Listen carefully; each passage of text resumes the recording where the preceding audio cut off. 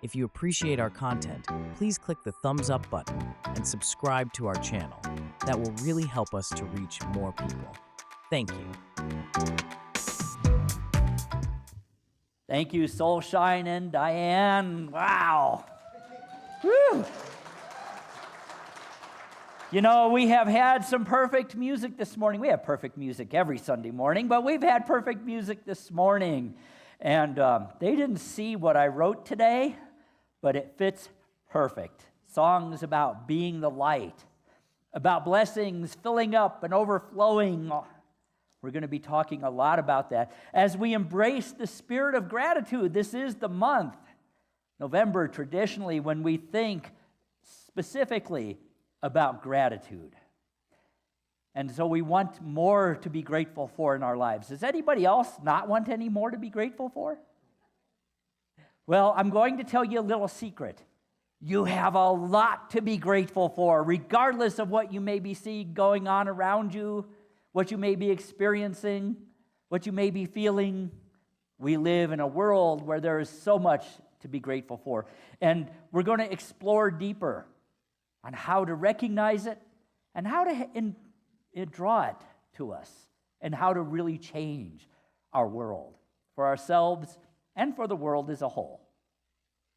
I'm going to start with a quote by Charles Fillmore, who wrote, "Gratitude is the open door to abundance." Gratitude is the open door to abundance. But before we go any further, I think we have to clarify, what is abundance? What is abundance?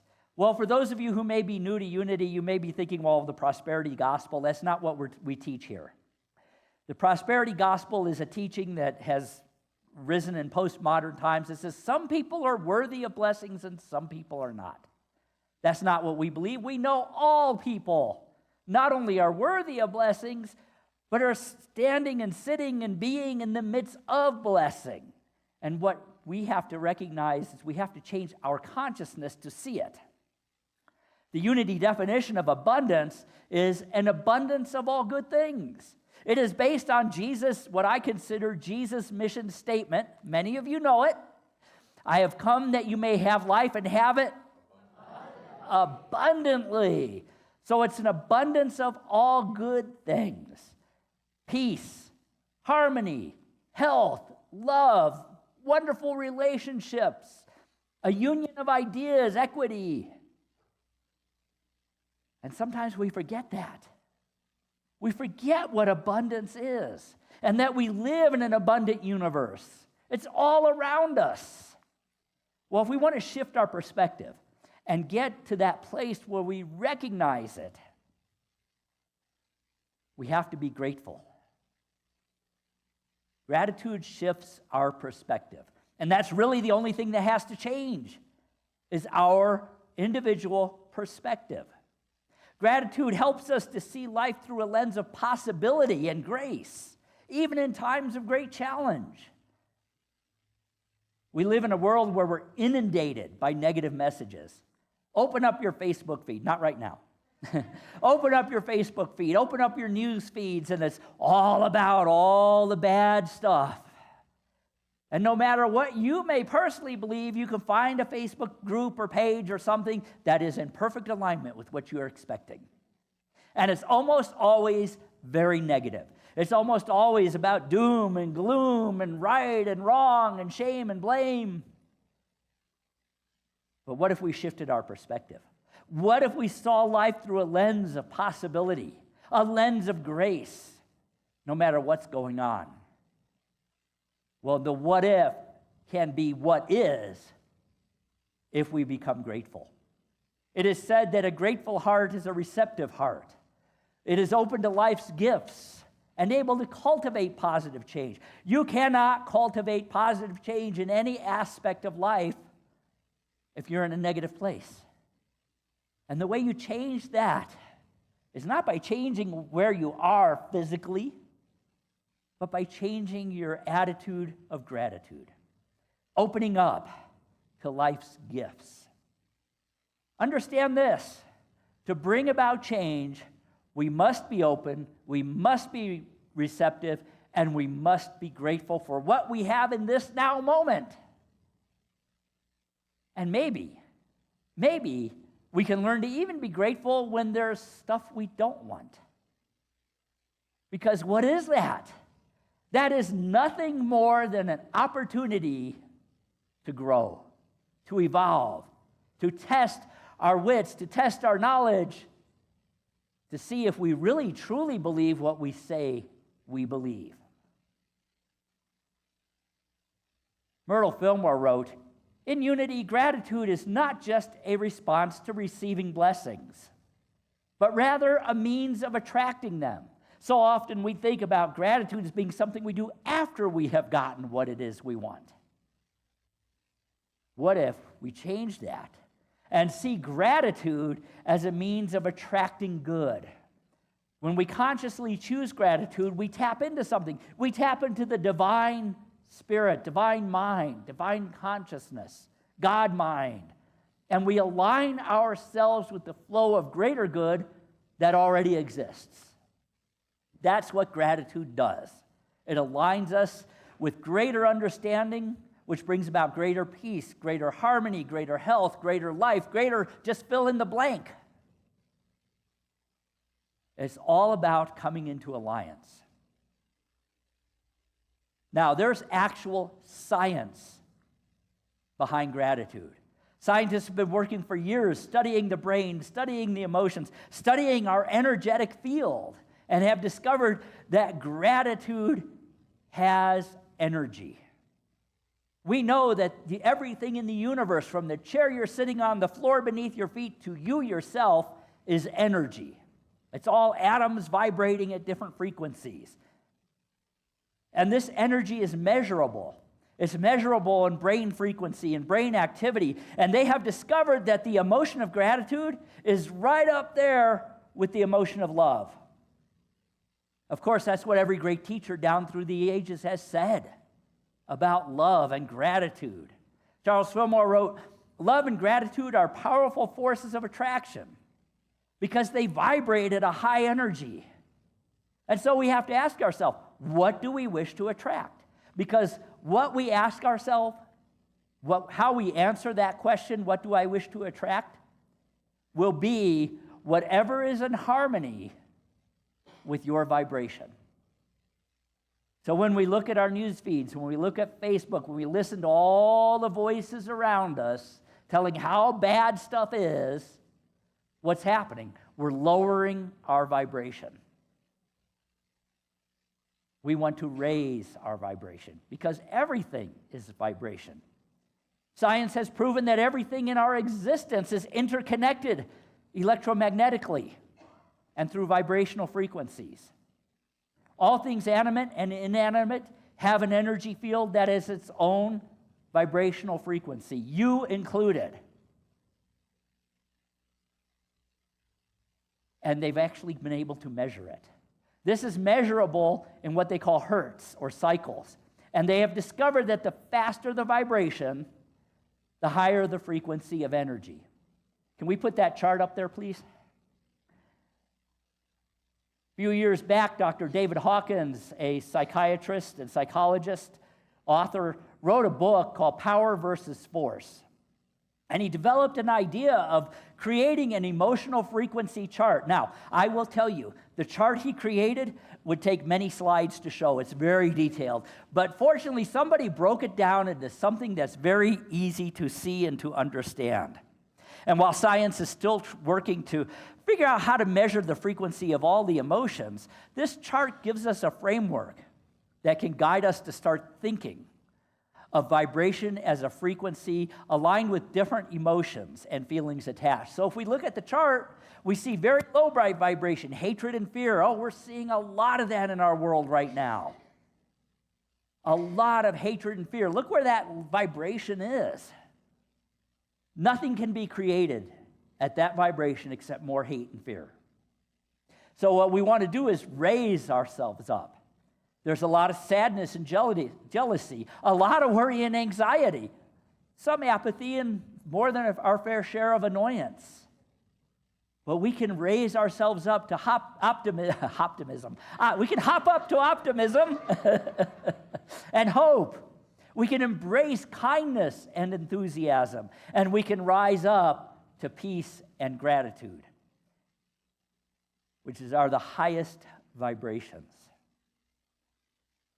Now, interestingly enough, according to the more detailed chart, the vibration of gratitude is around 540 megahertz. 540 megahertz, almost identical to the vibration of love. Another biologist, Bruce Tanio, did some more research that discovered that the average frequency of the human adult is around 62 to 78 megahertz. So if we look at the difference, when we rise up to 540, we have risen a long way. And we will change ourselves and the world around us when we can reach that frequency. And it's not impossible. It's being done all the time. We'll talk more about how. Another biophysicist, Glenn Rain, found that a state of heart coherence at those high frequencies can actually repair and activate DNA. DNA itself can be repaired. So in other words, when we focus our attention and our intention and our emotion in a positive way, such as being thankful, we statistically increase our chance of healing. How many of you have healing needs? You don't have to raise your hand, but I bet all of us in some area have a healing need.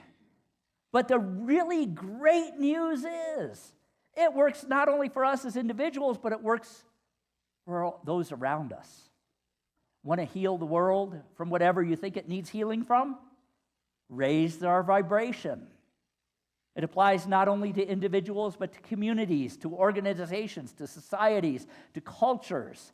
Simply put, if you want to change your world, change your vibration.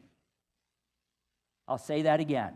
If you want to change your world, change your vibration. That should be our mantra. Change our vibration. Unless it's already up there. And there's probably higher vibrations that we will be aware of as we grow. German researchers at the University of Kassel, Germany, found that the heart of an average person, get this, this is so cool, really get this. The average person emits 20 photons of light out of their heart per second. Photons is a measurement of light. You have heard it said that we are light beings.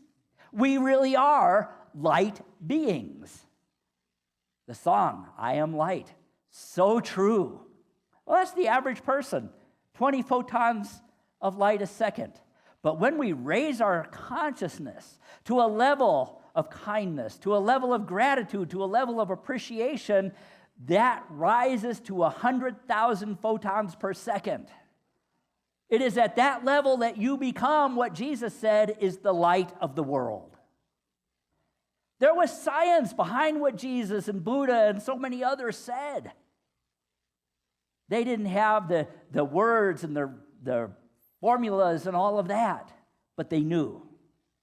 100,000 photons of light per second when we are in that of peace and gratitude. Scientific research aside, simply being grateful makes us feel good. So that's the science of it. What about the metaphysics of it? Well, Eric Butterworth taught gratitude is not something you have received. It's a celebration of life and oneness with infinite flow. It's a celebration of what is, whether you're experiencing it in the moment or not. From this perspective, gratitude has a way of harmonizing us with love, harmonizing us with those higher vibrations. And we trust in an ongoing benevolent flow from the universe. Jesus said, we live in the kingdom of heaven. That's the kingdom of high vibration. It's not some place you go when you die, where you just sit on a cloud and strum a harp for all eternity. Nothing sounds more boring to me. It's where we are. That was the terminology he used for the kingdom of high vibration. So how do we do that? How do we do it? Well, there are steps we can take. One of them Michael mentioned last week. Keep a gratitude journal. Keep a daily journal noting moments of gratitude. That practice helps us recognize life's blessings when they're in front of us and reinforces a mindset of abundance, a mindset of peace, a mindset of love, a mindset of harmony, whatever it is that is you are seeking. But I know there are some of you who are like me. Journaling is very similar to going to the dentist. All through ministerial school, they said you have to keep a journal. But what we can do is do journaling in our mind in the moment. And when we see something to be grateful for, and if we're looking, we always find something to be grateful for around us. But when we see something to be grateful for, thank you. I am so grateful. For me, my notices are when I wake up next to my wife in the morning. Or when the dogs jump on the bed and tell us it's time to get up in the morning. Part of me is there, I love these dogs. I wish they just would sleep a little longer. For my daughter and my grandson. Every day when I drive across town to come to work or wherever I'm going and I see the mountains, I am so grateful because I've lived in places where there aren't any. I am so grateful for this beautiful place we call home. I'm so grateful for being here, not just because I'm the minister. Many of you know I've been here for many years. This was a dream come true. There was a time when I sat out there going, what is this unity stuff? And I'm grateful for the wonderful people I work with on a daily basis and for those of you I get to see once a week or so. There's so many things we can be grateful for if we're open and receptive and looking for things to be grateful. So many times in life, especially right now, we're going around looking for all the things to be mad about or all the things to be afraid of or all the things to worry about. What if we looked for all the things that are good, all the things to be grateful for? What if we did that? We would raise our vibration to that higher level. Because when we're looking for the things to fear, the things to hate, when we're looking for things to worry about or be anxious about, we're in those low vibrations where nothing happens. Myrtle Fillmore wrote, "Blessings come through the receptive attitude of the heart." They come through the receptive attitude of the heart. That's that attitude of gratitude. That great attitude, she also called it. What happens when we're in that, when we're noticing what there is to be grateful for? We train our hearts and our minds to see the best in everything. Another thing we can do is take time each day to just sit for a moment in the silence and think about gratitude. Focus on the things that we are grateful for and allow that sense of appreciation to expand in our hearts. That helps us deepen and center us and center our connection to Spirit. Now, I know there's some of you, because I've been there too, where I sit and I say, I don't have time to meditate. Really? How much time do you spend scrolling through your Facebook feed? How much time do you spend playing games on your phone? How much time do you spend watching your news feed, waiting to see whatever bad thing happens next? Because I promise you, something will. Charles Fillmore said, "In the silence, we find gratitude for divine mind's presence in our life." If nothing else, in the silence, open yourselves up to the possibility, God, help me see the good out there. Help me see something, one thing to be grateful for. And I promise you, the second you open your eyes, you will find it. Another thing we can do is remember to thank others. Express our gratitude to others, whether it's a note, a text, a kind word. Let others know that we value them. It's a powerful way to live in gratitude. When you're in line at the store, if you go through the where there's a real cashier, and you get up there, thank that cashier. Say, wow, thank you for being here and doing this. And if you use the self-checkout, go, thank you for knowing how to do that. One of the things we know is that showing appreciation nurtures relationships. And it creates a ripple effect. Everything we do to be grateful creates a ripple effect outward. Eric Butterworth wrote, "Gratitude releases energy," we know that now, "that transforms the receiver and the giver." So when we release those high frequencies, when we're emanating and vibrating at that frequency, it's affecting those around us. This is what is meant when it says in the scriptures, "If I am lifted up, I draw all others unto me." That was not an ego person saying, "Well, when you lift me up, you come up here with me." That was saying when the I am, that is your presence of God, the I am, the name of God in you. When that is raised to a higher vibration, it raises the vibration around you, which raises those around you. And likewise, if you're in the presence of somebody in a high vibration, you are raised as well. So gratitude releases energy that transforms the receiver and the giver. And it's a path to abundance, keeping in mind our definition of what that is. Not just about material wealth, although it can be that. But it's about wholeness, it's about joy, it's about fulfillment. And when we're in a state of gratitude, we're affirming the presence of good. When we're in those lower things, we're affirming the presence of whatever is on the left there. Charles Fillmore wrote, "There is a law of increase, and that increase is the very nature of gratitude. It creates a mindset of sufficiency. It creates an opportunity to reframe our outlook on life, moving us from not enough to more than enough. Not enough love? Be grateful for the love that is. Look for more of it because it's there. And when you're grateful, you'll find it. Not enough peace? Look for peace. Not enough hope? Look for hope. Whatever it is. Not enough health? Look at the healthy parts of the body that you have. 70 trillion is a number I've heard cells. And maybe a few of them aren't working to their highest potential. But 69 trillion of them are. That's what Myrtle Fillmore did. When we can do that, when we can get shift into that mindset, we begin to see life as an abundant resource. And we shift our attention from scarcity to the blessings that are already in our existence. And when we can see the blessings that are already in our existence, we discover something. We discover there's more than we had been seeing. Ella Pomeroy, a Unity minister, wrote, "By living gratefully, we enter into the natural flow where life meets our needs abundantly and effortlessly." One other thing we can do to shift into that is begin using affirmations. Affirmations reinforce a gratitude mindset. For example, I give thanks for divine abundance flowing freely in my life. You know, you're paying your bills and all of a sudden there's 3 more checks and there's no more money in there. I know we don't have that, but it does happen. You can say, I give thanks for divine abundance flowing freely in my life. And guess what? It'll show up. And again, as I said, there's a ripple effect to this. A grateful heart cultivates a grateful heart that not only enriches us, but influences the community around us.